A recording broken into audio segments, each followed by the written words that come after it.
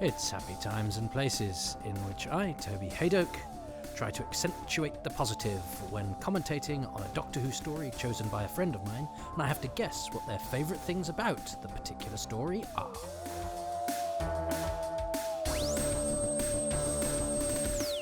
Hello, my name is Paul Cornell. I'm a writer, and you can find me on paulcornell.com. And my story that I'm going to nominate for Toby is The Curse of Peladon. Well, welcome everybody. It is time for the fourth and final part of The Curse of Peladon. I'm just rewinding a little bit because I let it run on a little bit for part 3 that has just finished in Hadoke Towers, but you've had to wait until this instalment for the conclusion that I'm doing straight away afterwards. Watching it like I did when I first saw it all those years ago, but actually not exactly like, because it didn't have this exact moment of title sequence. Because I watched it in 2 parts, 2 50-minute instalments edited together in a season called Doctor Who and the Monsters, that my mum had noticed in the paper, and I didn't know what Doctor Who and the Monsters was. Oh, it was just an umbrella for a title for a season of repeats. I knew what The Curse of Peladon was because we had the book, so this was very, very exciting. And what's even more exciting, everybody, is that Paul Cornell, writer of Father's Day and Human Nature, Family of Blood, 2 of the finest stories to have been broadcast under the Doctor Who banner since 2005. I'm a big fan of New Who, let's call it that for convenience sake, and I'm a big fan of Paul's contributions. Would love to see him do some more. I think he's produced fine work. So I'm delighted that I've chosen 2 of the same things as Paul. So we have 2 things to choose. A thing from this episode and an overall bonus thing. Let's see if I can, for the second time only, and I've got this close a couple of times and blown it by being stupid. So I'm going to keep an eagle eye on this episode and look for brilliant things. So I'm going to press play in 3, 2, 1. It's The Curse of Peladon. Now, I'd got it on pause, so it's played straight away, whereas last episode I pressed select and it took forever. So I have to say, you deserve points if you managed to sync up entirely with my viewing. The Doctor Who logo has just turned green, for those of you that want to do that. So, and one of the things that surprised me when I came to learn about The Curse of Peladon many years later is that it's in an absolute mess. So we didn't have Arcturus's gun then, did we? Arcturus is dead. So now, and it's interesting how quickly this sort of switcheroo happens. So we've cut. They haven't messed around. Hepesh and the captain, shoot off. Because frankly, they've shown their cards in the form of a massive sword that they threw at Grun. Although Grun is still trusted to be the King's champion because he was sort of being done as he was told by Hepesh. But so Hepesh and the captain have just gone. So none of this sort of courtly intrigue anymore. He's out in the open, and that's the starkness of that is matched by the starkness of the cut. We didn't wait for an outcome of that scene up in the bunker and getting the Doctor out of the pit of fighting. It's just straight back into the throne room and making a plan of action and all being on the same page, which I think is a nice piece of economy, and it sets up the final episode in a completely different direction now. So Hepesh's plan is out in the open, so now he's going to enact it. So suddenly the stakes are, having had to do sort of negotiation and little bits of character plotting and, setting up of ghosts and moving of statues and all that sort of thing. Now it's full-blown insurrection. So that's quite a nice escalation of the story. Um, I now yeah. So a couple of things surprised me about this because I did the commentary for this, and we had Terrence Dicks, Barry Letts, Chris Doyley-John, Katie Manning for the whole of the 4 episodes. And I think, as I say, I think we thought we couldn't get David Troughton because he's a terribly grand theatre actor. And in fact, he's always perfectly happy to talk about Doctor Who and is lovely. I don't know if they even tried Isan Churchman. See, I wasn't at the planning level at that stage. I suggested Ralph Watson for Monster of Peladon, but I got bolder as time went on. This is a nice little creep into Grun to suggest that he's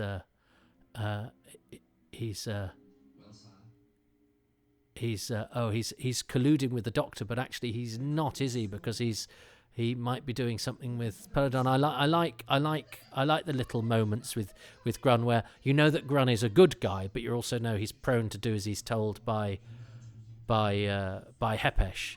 And he's a nice sort of additional character. I like the whole dynamic with Grun in this. Because it does actually surprise you a couple of times, and there's something nice about unspoken things. I like an unspoken thing because I'm a man, and I don't and using words to express feelings or solidarity or anything at all is an anathema. And I know that might seem a surprise to people who listen to this, where I don't shut up, but. Yeah, anyway, I like Grun is what I'm trying to say, but I'm saying it using way too many words. So actually disproving the point I'm making. So yes, we had those 4, and we didn't have Isan Churchman, and in fact, they didn't interview her for the thing, and so I assumed that she was either too old or too poorly or not interested. And then actually I interviewed her with Phantom Films, and she was perfectly willing. She was perfectly game. And that was about 10 years later. So I don't know if she was overlooked, if the fact that she was in Birmingham meant that she was deemed too far away, which I think is a mistake. So Isan is not on any of the... in a new interview, I know there's archive stuff of her where doesn't she say, I based the voice of Alpha Centauri on a homosexual civil servant or something. But very odd that she's not on the DVDs, where had it not been the second DVD I'd have been involved in, I'd have perhaps asked a few more questions as to that. And Bennion, I know, had contributed to The Seeds of Death very unwillingly, because he kind of felt he'd said all he had to say. And then by the time that these came along, it was just like, no, I'm not interested. And as I say, I had 2 different friends promise me, because they sort of knew him, that they'd get me a signed picture of him, and neither of them did. And Sonny's not on these either, and then we did get him for later DVDs. So I don't know what happened with the Peladon. I can't even remember the making of documentary. But if it's just the same people that are on the commentary, I shall be livid, because that's my pet hate when there's a story that is represented by loads and loads of people. Because you would think, they're just being, they're being financially conscious because they've got the commentary and then they do the making of and just film the people they've got for the commentary. No, very, very rarely was the making of filmed on the same day in the same place, let alone even by the same team as the commentary. So if the commentary and the making of have the same people, it's a laziness, but not of geography and availability, because they'd have to rebook and repay everybody. As I say, there are exceptions.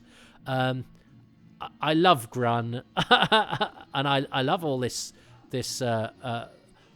fight where he gets punched and doesn't feel anything, and then he picks the guy up, and I like that going out of focus, and then the George Giles being and then Grun gets hit on the head by a rock, which you could do in the 1970s and it not cause the inevitable brain damage that it would now.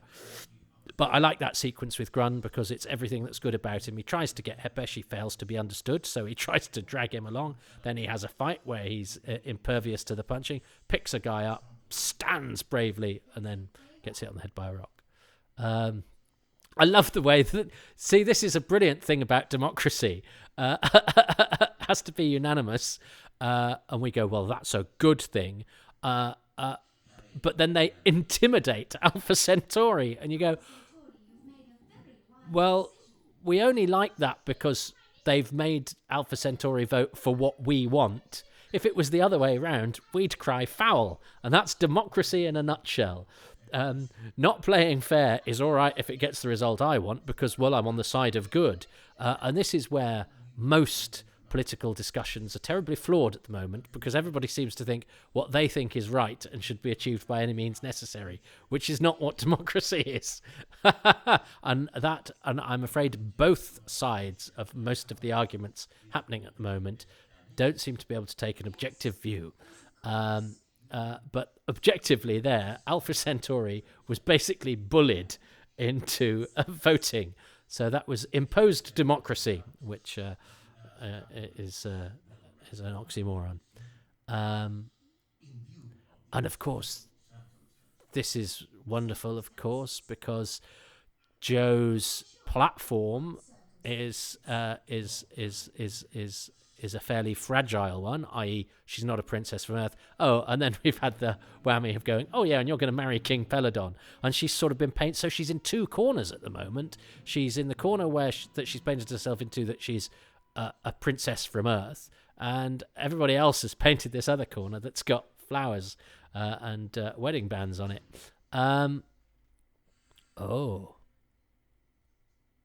Nice bit of Sorg action. So the other thing that I didn't, I can't remember what that's about. So is that their communicator device has been communicator? Why did I pronounce it like that? Their communicator device has been sabotaged.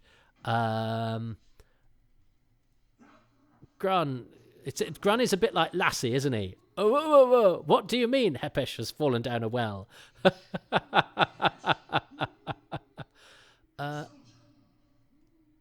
Now, Grun's got pink hair as well, so he's not of royal blood, unless there's a special way of producing the king's champion. Anyway, let's not get into that. Raw. Love a bit of Agador. Not frightened, are you, big chap like you? I love that.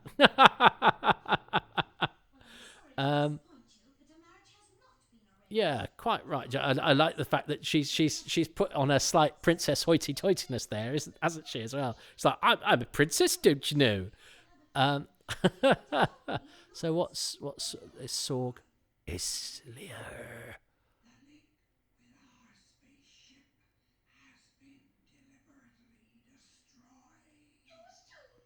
Oh. Oh, we our spaceship's fallen down a cliff, and I'm not really a princess. So that's nice.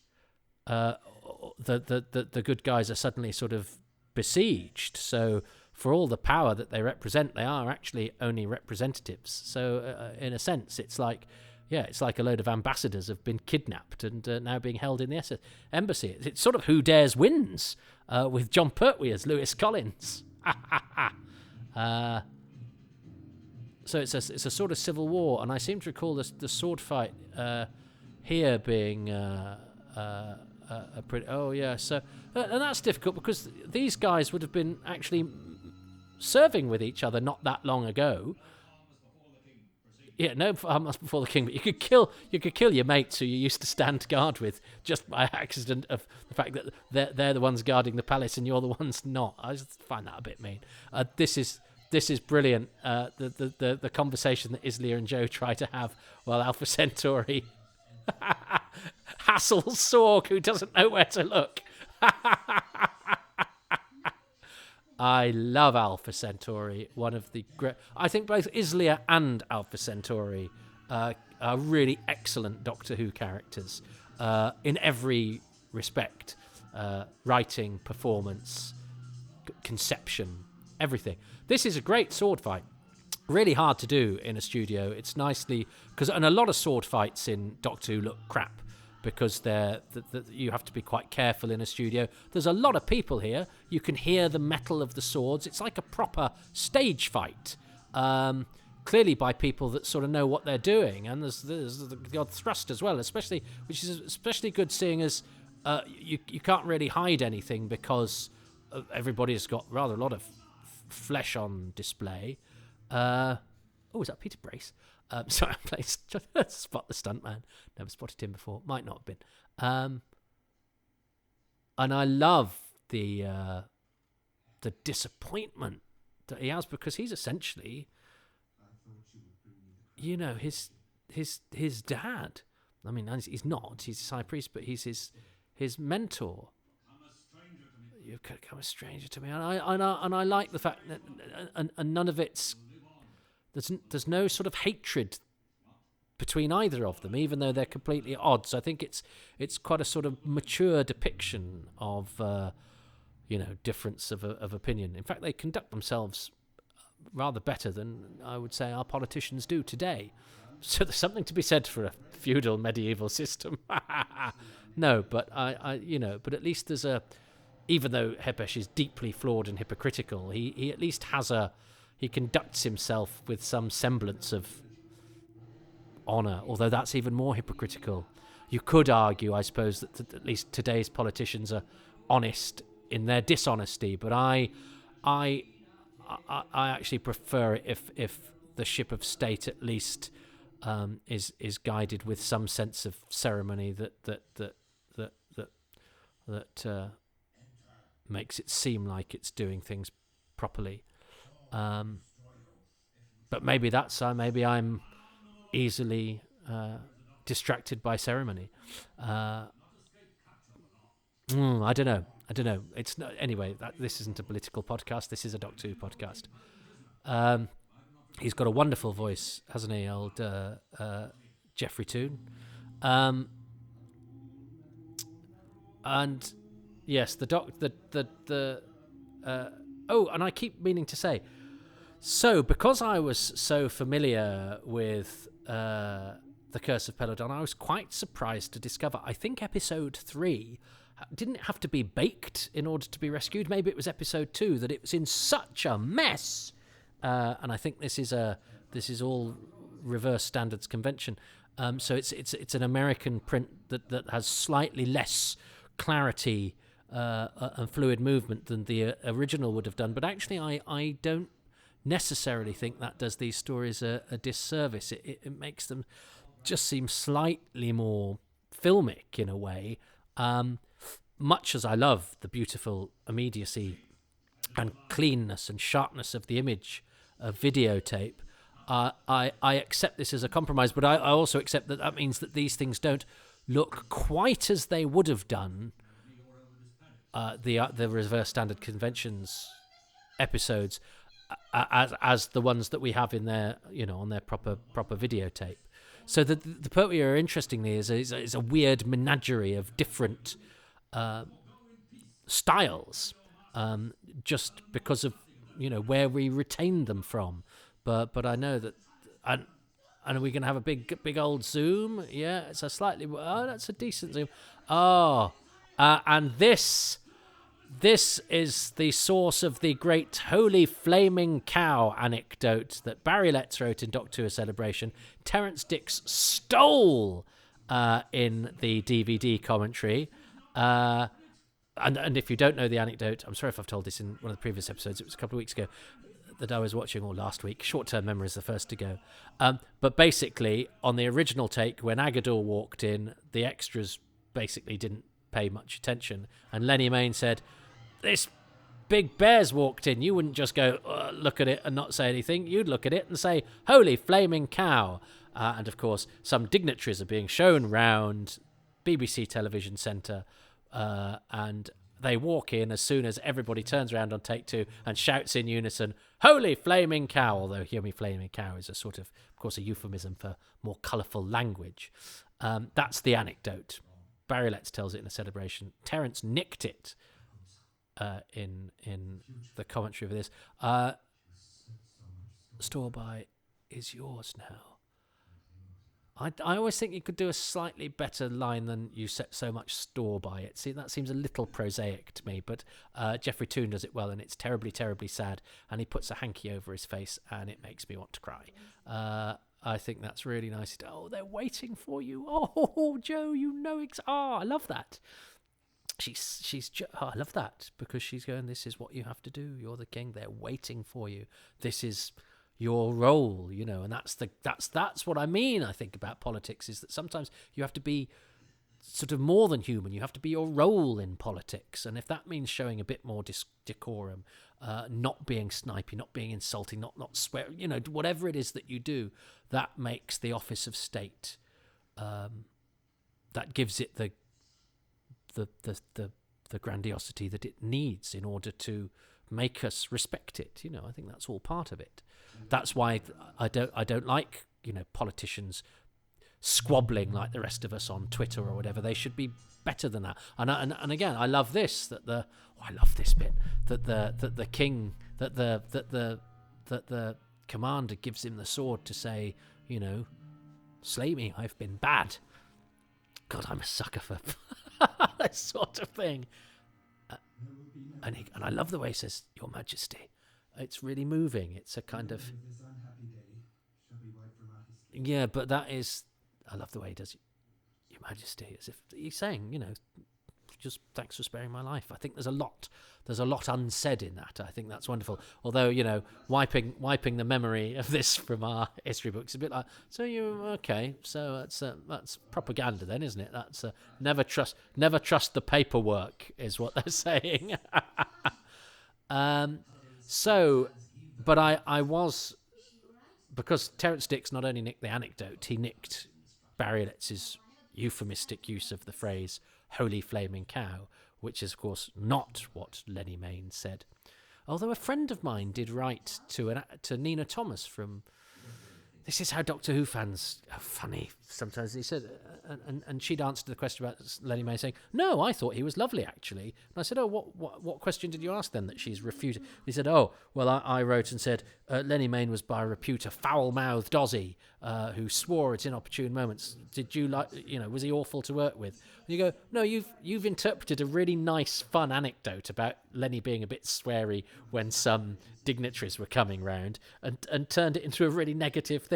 And you can see how stuff gets sort of turned by, whenever anyone's writing the history of something, they want to sort of scoop, and so even with the little bits of evidence you have, you can turn it into a tabloid headline if you want. They've turned that fun story into Lenny Mayne was awful, and you get and also that's not what you write when you're writing a letter to an actor either. But anyway, long time ago, they were young. But what it did mean that I got to hear that Terence Dix, who also, by the way, did I tell you this in episode 2? I might have done, so I'll be brief. I mean, David Troughton's wearing a wig here, but he had a full head of hair. And I think was he Colin Baker's flatmate at this point? He was certainly his best man, so they all know each other. It's lovely. But Terence spent the whole of the commentary going, "Look at him, bald old coot now," because they just, I think, had Midnight been on? Maybe it had. Yeah, maybe. I think Midnight had just been on, which is, I think, another reason people thought, well, he won't want to be associated with Old Who because he's a New Who. I may have got my dates wrong there.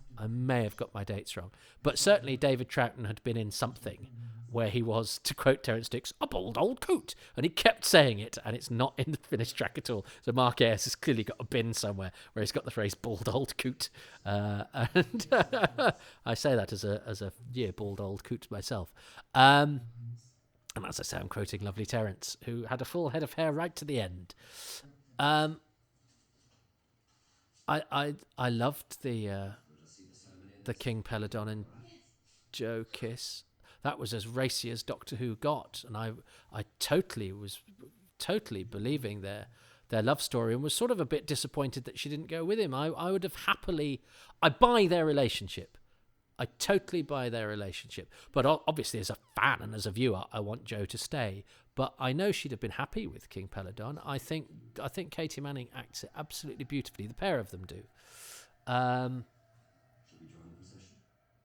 Oh, but what Terence Dix... I'll get to the end of this anecdote.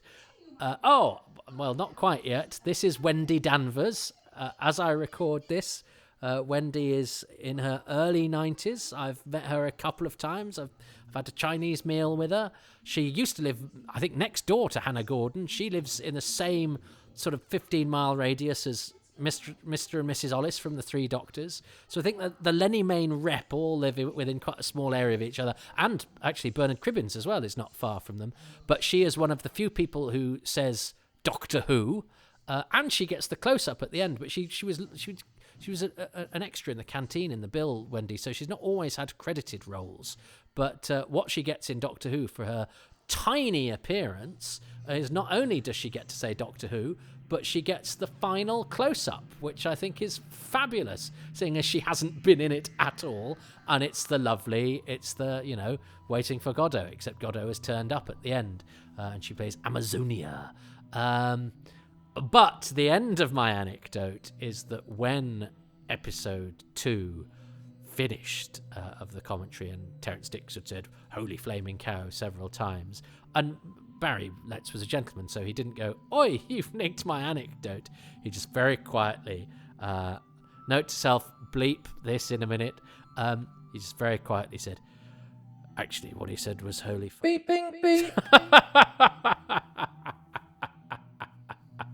So I heard, now I've bleeped that out because I don't really want to swear on these. I try not to swear if I'm talking about Doctor Who. People who've seen my stand-up comedy know I'm as foul-mouthed as they come, but it just seems I try and set myself the task to at least keep this family-friendly, as is, because that's what Doctor Who is. And if Doctor Who can tell stories about the near death of the entire universe without anyone saying beep, then I can talk about the Curse of Peladon without so doing as well. So I'm going to have to that's the start of the Sea Devils, which sounds like it's going at 3 miles an hour and is in gravy, but that's a story for another time. Somebody has chosen the Sea Devils, actually, so that's one for the future. There's still, I've got loads that have been chosen, and the Sea Devils has been Steve Hatcher, who has chosen it, has recorded his reasons. I obviously haven't seen them yet. Most of the stories are out on a promise. Some haven't been bought dinner yet, but some are still waiting, and people keep flicking left on Grindr when they see them, to some surprising stories. I mean, Fury from the Deep and the Abominable Snowmen, the Ark. The Ark's not a massive surprise, but Meglos, Revenge of the Cybermen's only just gone. Anyway, that's all stories for another time, because I have to choose. I've got a feeling I told you a couple of those DVD anecdotes before, but seeing as Terence Dix not only told anecdotes over and over again, also stole other people's, I think I've done that in his honour, if that was repetitive. Oh, he was such a nice guy. So, my two favourite things about that episode, bearing in mind that Paul Cornell and I, we're not even Stevens. I'm one ahead. So what am I thinking? I like the sword fight. I think the sword fight's very, very well done. But Paul is a writer. I love the bit where the captain, where the captain offers the sword and Peladon doesn't take it, and the captain does the "Your Majesty." So many tiny moments, speaking volumes. But I think that might be a me thing. I think that might be. I don't know. I can't not mention Alpha Centauri, can I? Alpha Centauri is a thing of genius. I think Katie Manning's performance is magnificent. I love John Pertwee in this. I think this story fits Pertwee like a glove. He's so at home in the catacombs and the palace of Peladon. But then in the catacombs, he's at home with the gentry and the court manners, but he's at home scratching the space dog behind the ear. That's why he's so good, is that he knows protocol wherever it is, if you like. He's got the protocol of the gutter and the protocol of the court. He's not the snob he's always renowned for being. I like that King Peladon and Hepesh aren't really enemies, or at least there's still some semblance of sort of respect. And the fact that, the death of the bad guy brings tears from the good guy, I really like that. That the cost. And that's an interesting thing. The cost of doing this thing that they want to do, enter the Galactic Federation, it comes at a cost. It comes on turning your back on a friend, losing friends. I mean, I know people who sort of have lost friends through one side of Brexit or the other, which seems harsh to lose a friend. Or maybe I'm not committed. I like to think I'm committed to my worldview and I know what I think is right, but I also think the thing that's most right is to keep talking, even to people that disagree with you.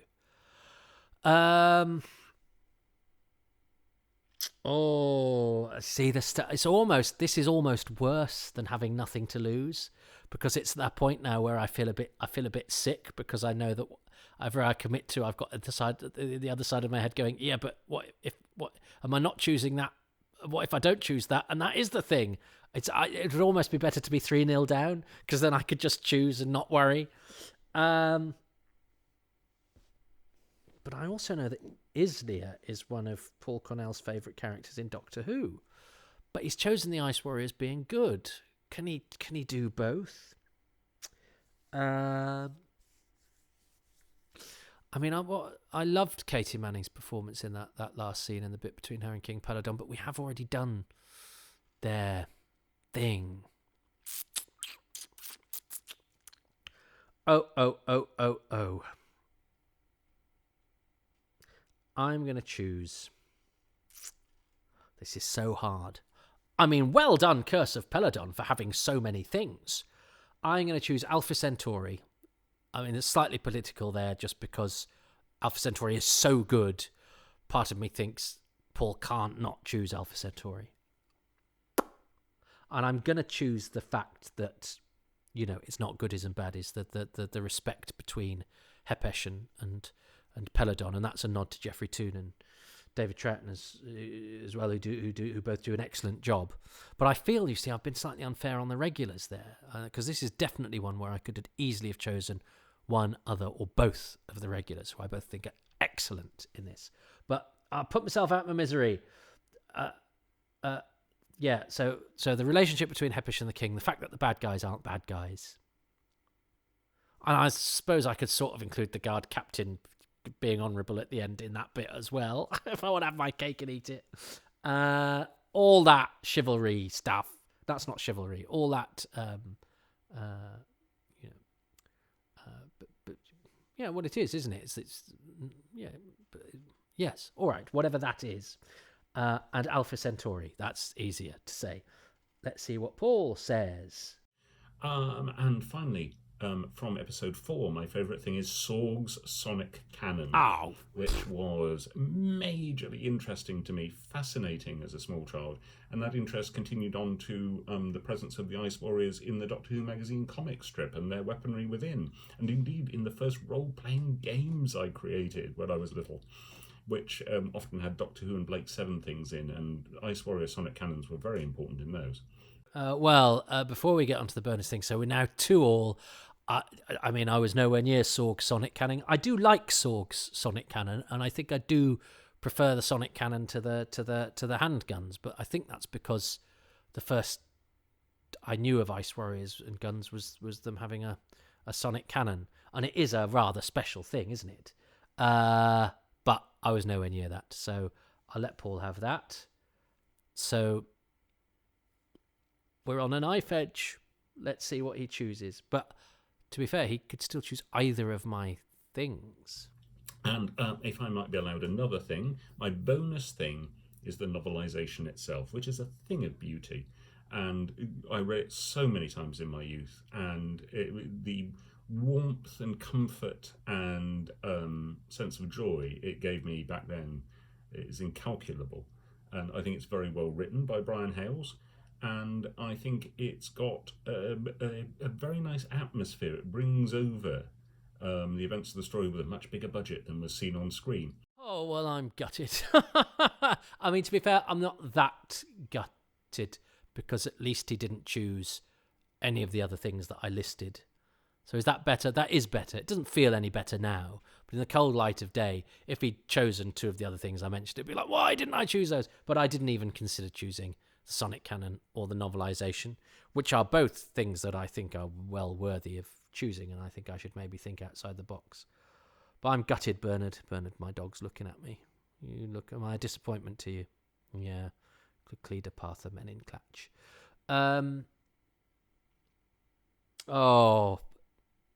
It's not the disappointment, it's the hope I can't stand. So anyway, Paul was about to plug his wares there. Everybody takes part in this, does so for free and in their own time, and lends my Wittering's great credibility, not least Doctor Who writer and author extraordinaire Paul Cornell, and here's him plugging his things. So that's it.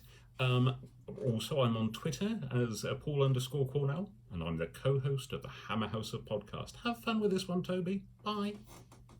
Well, I did have fun. I think that was an excellent story. Paul's Hammer podcast is superb that he does with Elizabeth Miles.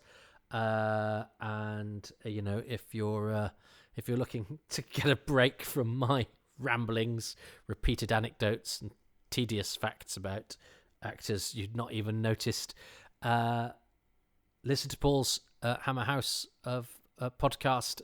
There's loads of episodes out there now, and you know, it's got some great content. And as you can hear, he's a very affable and interesting guy. I'm very grateful to him for being so keen. He was one of the first people to reply to me about this podcast and to make that contribution.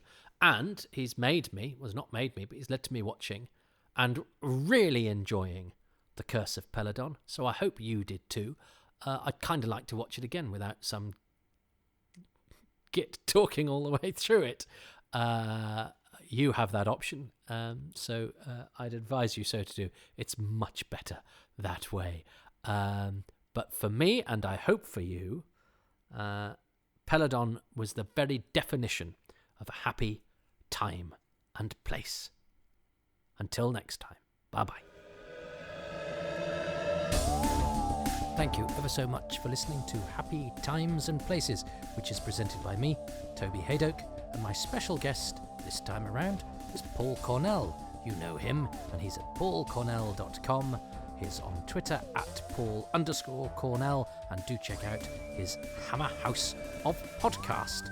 Talking of podcasts, these would not be possible without the kindness of patrons, who include Ruben Herfindahl, Peter Burns, Peter Harness, Rob Leonard, Stephen Moffat, Richard Straw, Nick Tedston, Luke Atkins, Peter Adamson, Kevin Ashelford, Will Brooks, Rick Byatt, Robin Bland, Alex Kafajoglu, Paul Carnahan, Andy Case, John Curley, Mark Dakin, John Elledge, Gary Gillett, James Gould, Lisa C. Greco, David Green, and Dave Hoskin. The music is by another Dave, Dave Gates, and the artwork by Dylan Patterson.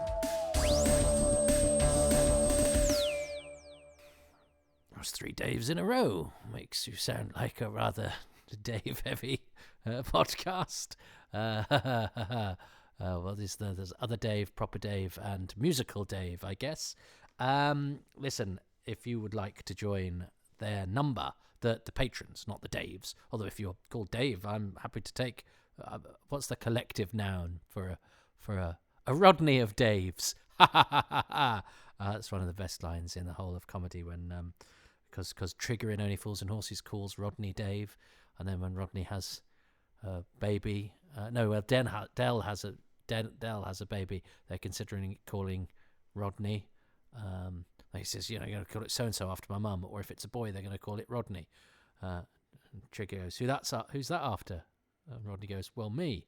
Trigger does a dim look, and then later, so what are they going to call it? Well, if it's a blah, blah, blah, they're going to call it after them.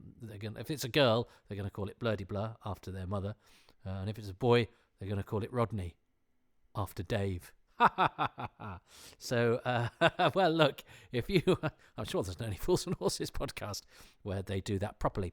Anyway, if you want to be one of the Daves or other people who is a patron, go to patreon.com/Toby Hadoke, where for as little as £3 a month, you could have listened to this in February. I don't know when you're listening to it, but this is going out to patrons in February 2022.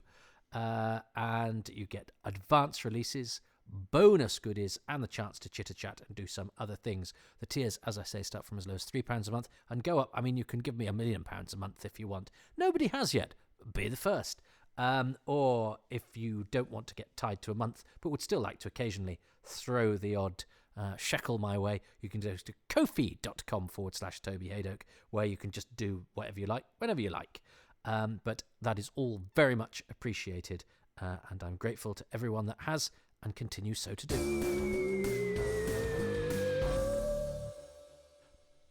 Mostly, to be honest, though, I'm, flabbergasted that people listen to this stuff, and from the feedback I get, seem to like it. So thank you for that. Feedback is very important, especially, I'm afraid, the public kind. So if you can go to iTunes or wherever you get your podcasts, but especially iTunes really helps, and give these 5 stars, that helps to separate us from the crowd. Don't know why I keep saying us. It's me. It helps to separate this podcast from all the other Doc 2 podcasts, and indeed all the excellent podcasts out there. And there's lots of excellent Doc 2 podcasts. And if you could give a few lines of review as well to give people something to read, that would send them this way. That just means that this, what I'm doing now, when I should be, I don't know, stroking my dog, talking to my partner, doing some DIY, is not wasted time. Thank you ever so much.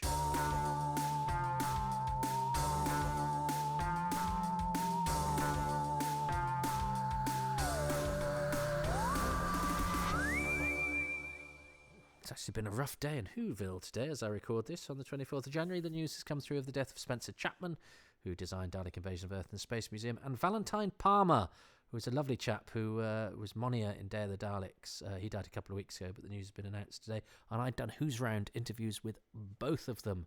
And I went to look for a photo of Valentine and realised I didn't have one. It was such an early one. I remember I pressed the wrong button on the recorder, so I recorded the ambient sound. So there's lots of clatter of the cafe that we're in, and Valentine is quieter, and it's not the best recording. I think I went, oh, why don't I get the whole room? Well, there's a reason that you don't get the whole room. You get the person you're talking to. And I didn't even take a photograph. It